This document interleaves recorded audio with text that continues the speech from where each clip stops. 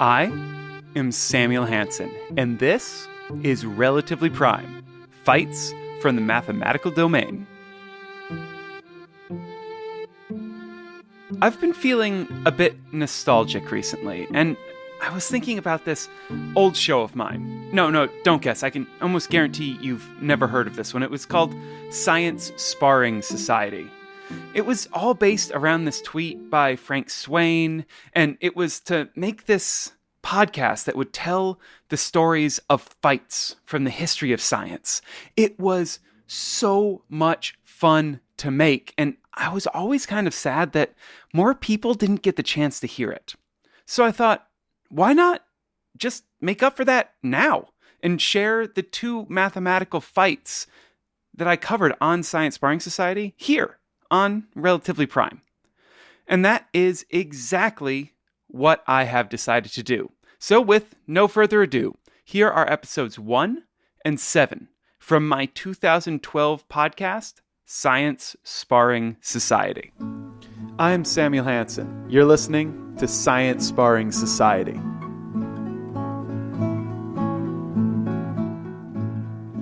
In the early 19th century, on a hill above the city of Nottingham, there lived a miller named George Green. He was more than just a miller, though. With his 1828 work, An Essay on the Application Mathematical Analysis to the Theories of Electricity and Magnetism, he accomplished something that no Englishman had for around a century: mathematical relevance. Admittedly, this relevance was not noticed until 4 years after his death, when the essay was rediscovered by Lord Kelvin. The work itself was very important and contains results that are still taught to students today. But at the time, the style of the mathematics was the truly relevant thing.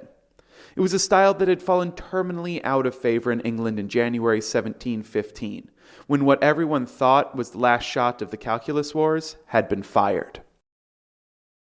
Looking back, it can be said that the calculus wars were inevitable. It was post-Renaissance Europe. Mathematics had been restored as the queen of the sciences. The groundwork was there for someone to make a truly epochal discovery, and there were two people alive with the mental aptitude to do just that. It really was too bad that they didn't get along. One of the men held a chair at one of the top universities in his country, was a mover and shaker in the Royal Society, became a member of Parliament and head of the Mint, and is considered by many to be the greatest scientist of all time. The other was a polymath. He wrote on history, economics, linguistics, celestial and terrestrial mechanics, biology, geology, law, diplomacy, politics, and mathematics. People have called him the last universal genius and the most comprehensive thinker since Aristotle. This was the war between Isaac Newton and Gottfried Leibniz. This was the Calculus War, and there were to be casualties.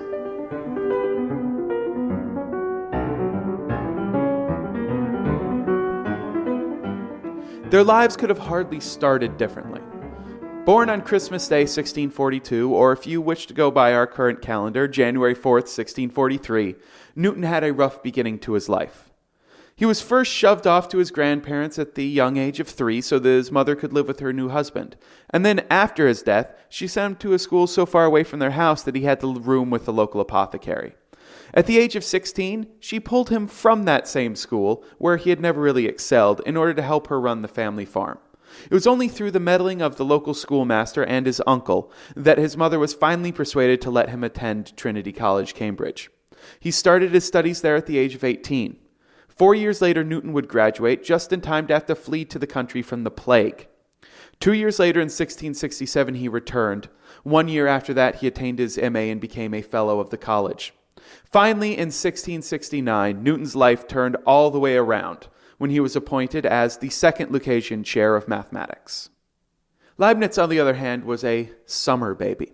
Born on July 1st in Leipzig, the year 1646, he was an exceptional student, even teaching himself Latin and Greek at the age of 12. In 1661, at the age of 14, he entered university and finished his bachelor's degree within 2 years. He immediately began to seek his doctorate, but at the age of 20, he was denied in Leipzig, even though he was seen as a good scholar. After that, he left for Altdorf, Nuremberg, where he gained his doctorate less than a year later.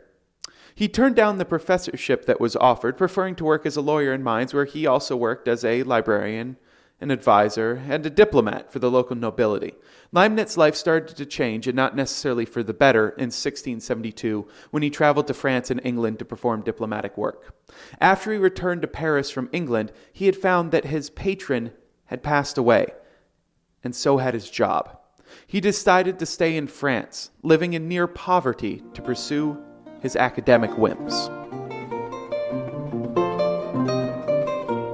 Through the 2020 lenses afforded to us by history, it is clear that Newton developed the calculus first.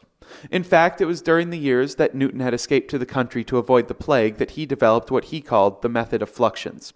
As for Leibniz, he didn't start to work on the calculus until he was living as a destitute scholar in France, from 1673 to 1675.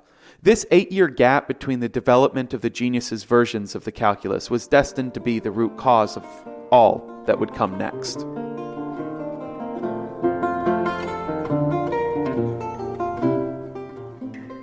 Newton was not a fan of publishing his work. Mostly, he was not a fan of criticism.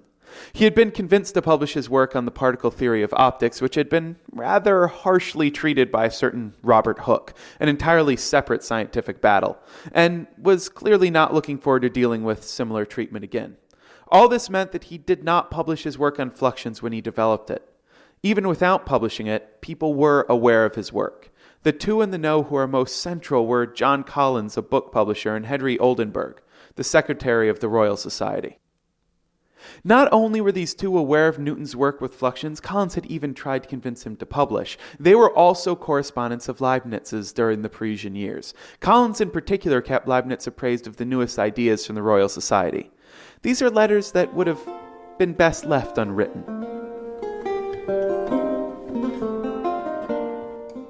As Leibniz's work began to solidify, Collins and Oldenburg knew what trouble was on the horizon, so they both pushed Newton to publish his work, which of course he refused. It was Oldenburg that managed to convince Newton to write to Leibniz. The two letters that Newton wrote, both in 1676, were meant as signposts, indicating that Newton had already tread on the road that Leibniz was traveling down. Newton was too paranoid for his own good, though, and coded the meaning of fluxions instead of announcing his work straight away. The second letter, the one with the coded message, was also a bit late in arriving. It did not reach Leibniz until he had taken up residence as librarian and counselor for the Duke of Hanover after leaving Paris. Leibniz did stop by London on his way, though, and paid a visit to Collins, where he was given access to a collection of papers that Collins happened to have on hand. Given what Collins knew of Newton, and of the work that they were both doing, he should have known better.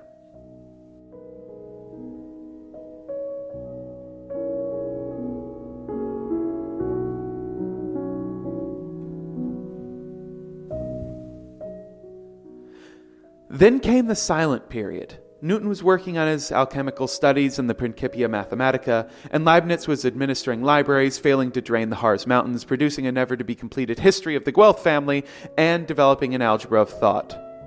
There would never again be silence between these two.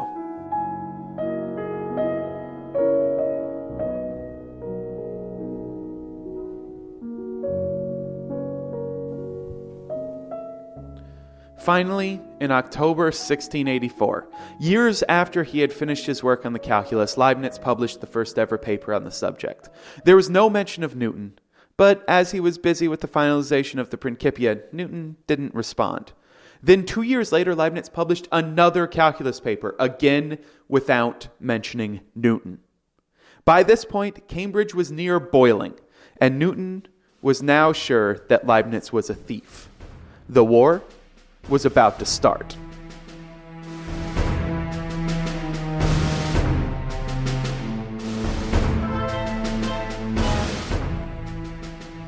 The calculus war was admittedly a war of words and letters. It did have a few pitched battles, and both sides did have armies. Leibniz had the Bernoullis on his side. They had realized the power of the calculus and were already using it heavily. They were rather ardent supporters of Leibniz and went well beyond just preaching the gospel of his calculus around Europe.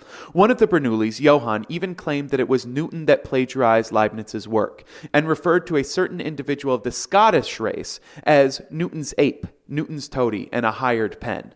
He was referring to one of Newton's supporters, John Keill, who was very vocal in favor of Newton's claim for the calculus. Also on Newton's side was John Wallis and Fatio de Duyer, a rare European disciple. Wallis particularly pushed Newton to publish out of national pride. There's no way he was going to let people think that the Germans could have developed something as wondrous as the calculus. Eventually, he did get Newton to agree to publish the 2 letters he wrote to Leibniz, but this had little effect on the ever-growing war. None of Newton's supporters were on the Bernoullis level, though, and Leibniz even referred to them as Newton's lost children.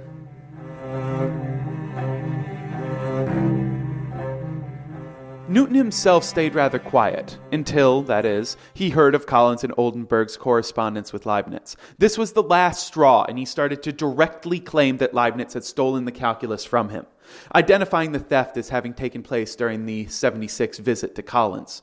Then, in 1704, Newton finally published an account of his calculus as an appendix to the Optics. A review surfaced in the next year that was clearly written by a thinly veiled Leibniz, where he accused Newton of using his version of the calculus. Then in 1708, Keill jumped in with an article for the Philosophical Transactions of the Royal Society, where he said the following: "All of these laws follow from the now highly celebrated arithmetic of fluxions, which Mr. Newton, without any doubt, first invented, as anyone who reads his letters published by Wallis can readily determine. Yet the same arithmetic, under a different name and method of notation, was afterwards published by Mr. Leibniz in the Acta Eruditorum. It was this article that spawned the climactic battle, as when Leibniz finally saw the article a couple of years later, he demanded from the Royal Society and received an apology from Keill. This was a bit of a surprise, given that the presidency of the Royal Society had been taken over by Newton in 1703. It quickly became clear as to why it was given, as Newton helped Keill write a non-apology, which contained the following words: "As he, Mr. Newton, had in 2 letters to Oldenburg, which the latter transmitted to Leibniz, given pretty plain indications to that man of most perceptive intelligence, whence Leibniz derived the principles of that calculus, or at least could have derived them." This was not exactly what Leibniz had been looking for, and he again expressed his anger to the Royal Society. It was then that Newton saw a way to end the war. Since both Keill and Leibniz were fellows of the Society, he could create a committee to investigate Leibniz's claim against Keill, and therefore his own claim of priority. The committee was highly weighted towards Newton's supporters, and without surprise, it concluded that Newton was the discoverer of the calculus, and hence what Keill had said was totally within the realm of propriety. It was then in January 1715 that the Transactions published a report of this committee, written anonymously by Newton, that clearly was meant to finish off the calculus war and any claim that Leibniz may have had.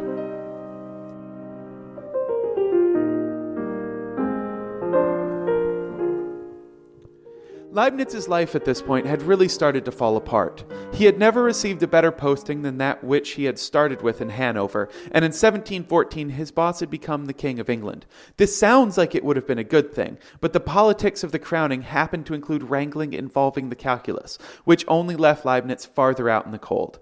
He only lasted 1 year after the Royal Society report had been published, and he was buried at a funeral that only his former secretary attended. Newton, on the other hand, lived for 11 years after Leibniz's death, glorious in his victory in the calculus wars and in his fame as the world's greatest scientist.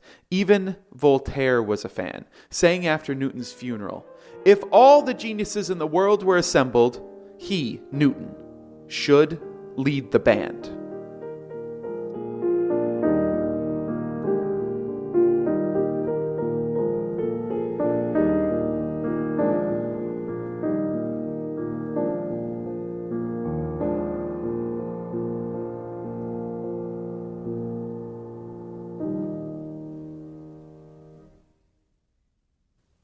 So that should be it. Newton had, through superior tactics and a legitimate point of having written the calculus down first, even if he didn't publish it and Leibniz in no way plagiarized it, won the calculus war. Except that he didn't. He won the calculus battle. The war continued on after his death. While Newtonian calculus became a point of national pride for the English, the rest of Europe realized that the Leibnizian notation was superior and decided to adopt it. Because of this, England actually became a scientific backwater, whose best and brightest were not able to parse the latest and the greatest from the continent. While Euler and the Bernoullis and Lagrange and many, many others were experiencing one of the greatest periods of mathematical discovery in history, it was not until 101 years after Newton's death, when finally a miller on a hill above Nottingham brought England back from the mathematical dark ages that the calculus war had sent them into.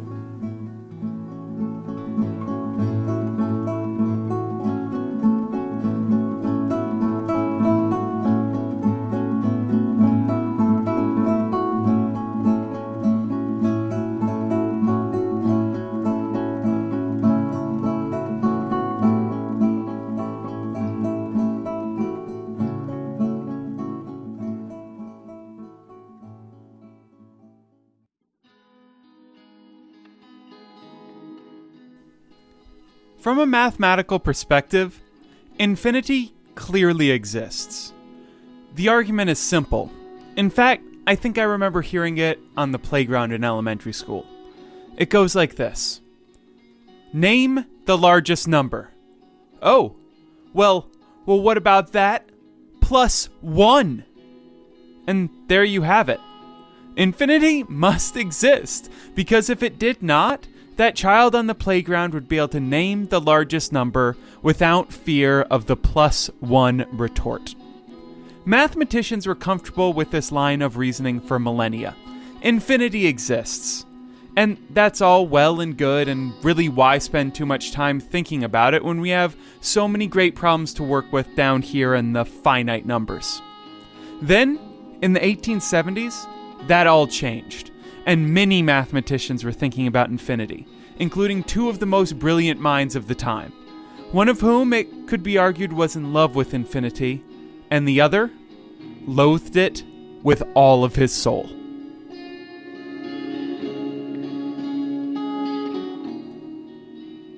This is Science Sparring Society. I am Samuel Hansen.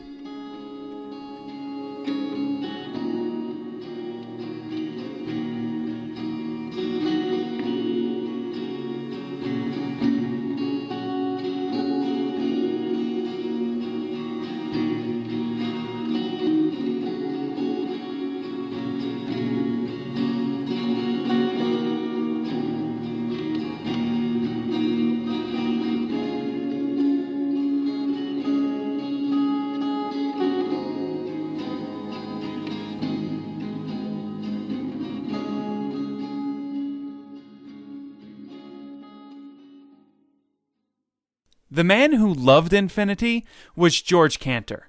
His story is now more myth than truth, but it does seem that he fought a lifelong battle with bipolar disorder, and that it all too often saw him institutionalized.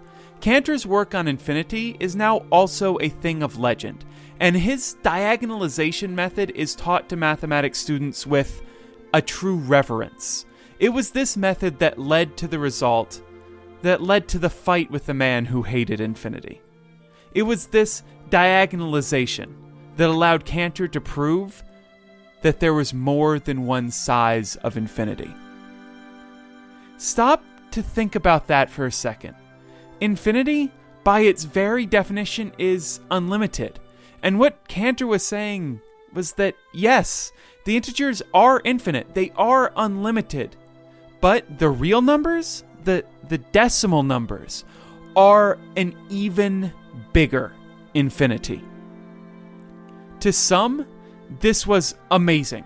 A breakthrough, a fundamental shift in the foundations of mathematics that would open up new doors that heretofore no one had even guessed the existence of. But Cantor knew that there would be others that would not look nearly as kindly upon his work. He knew this because he was a former student of the man who abhorred infinity, the man whose name was Leopold Kronecker.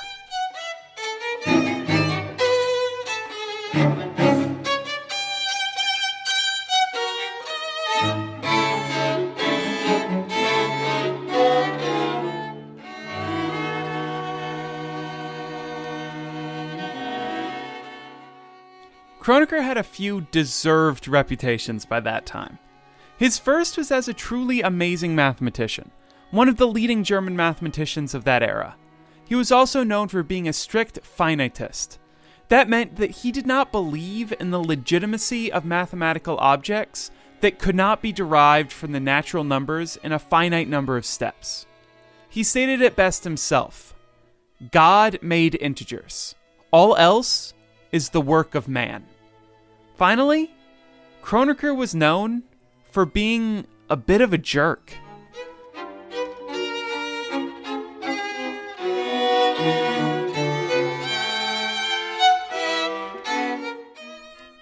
Knowing him as he did, Cantor did try to avoid drawing his ire at first. He even named his paper rather innocuously on a property of the set of all real algebraic numbers, avoiding all mention in the title of the real meat of his result. Not that this saved him, as not long after this initial paper was published, Kronecker was using his position as a member of an editorial board to delay publication of a Cantor paper. Beyond that, Kronecker also called Cantor a scientific charlatan, and referred to him as a corrupter of the youth. The story here is that this treatment by Kronecker, and quite a few others it must be said, coupled with Cantor's own failure to work out a mathematical problem called the continuum hypothesis, was the impetus behind Cantor's ever downward spiraling mental health. As I mentioned before, this is probably more myth than truth, but I doubt that the words being flung his way did anything to help his psyche.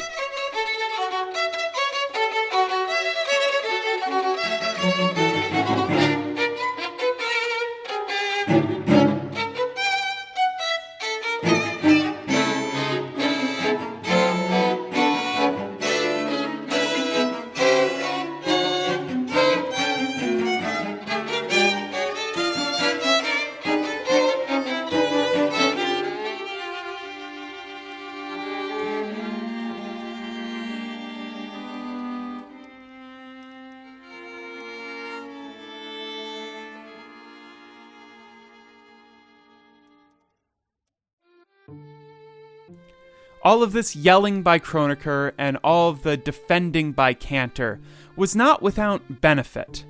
It allowed Cantor to develop a philosophy of mathematics that centered around free and open discussion of new theory, believing as he did that as long as the mathematics was consistent, it belonged in the realm of discussion, whether it was finitist or constructivist or any other mathematical school. It was this philosophy that led Cantor to create the Union of German Mathematicians, and become one of the people who drove for the mathematics community to start holding regular international meetings. Meetings which began in Zurich in 1897.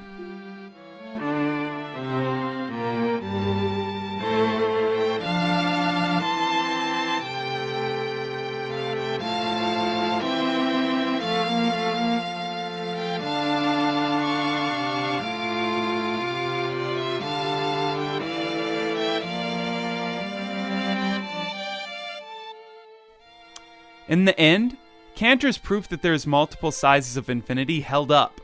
As he said, "My theory stands as firm as a rock. Every arrow directed against it will return quickly to its archer." I can remember the awe that I felt when I first found out about this result, and then my amazement when I saw his diagonalization proof. Really, Cantor's work goes well beyond just standing up.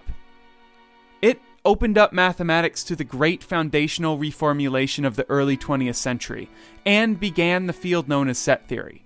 Kronecker, on the other hand, is still a name that is attached to many very important works of mathematics, but he might be looked upon with a bit more fondness if he had maintained civility in his disagreement, especially turning out as he did to be wrong. Well, I'm going to let David Hilbert close us out with his beautiful quote: "No one shall expel us from the paradise that Cantor has created.